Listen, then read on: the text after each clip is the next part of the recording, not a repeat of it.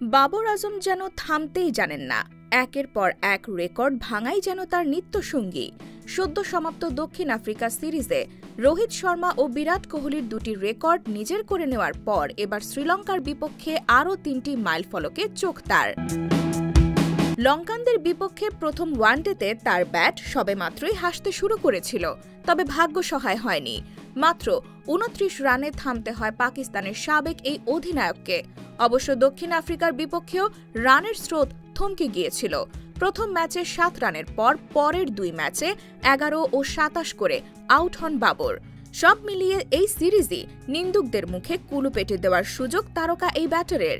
কিংবদন্তি সাইদ আনোয়ারের নাম আজও শ্রদ্ধাভরে উচ্চারিত হয়।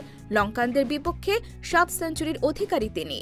ইনজামাম ও হাফিজের শতক ৪টি করে, তবে বাবর এখন তাদের পিছু ছুঁয়ে ৩ সেঞ্চুরিতে রমিজ রাজা ও সালেম মালিকের পাশে।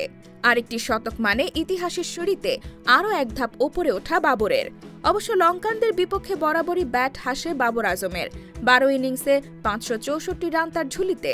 কিংবদন্তি ইমরান খানকে ছাড়িয়ে যেতে লাগবে মাত্র ৭২ রান।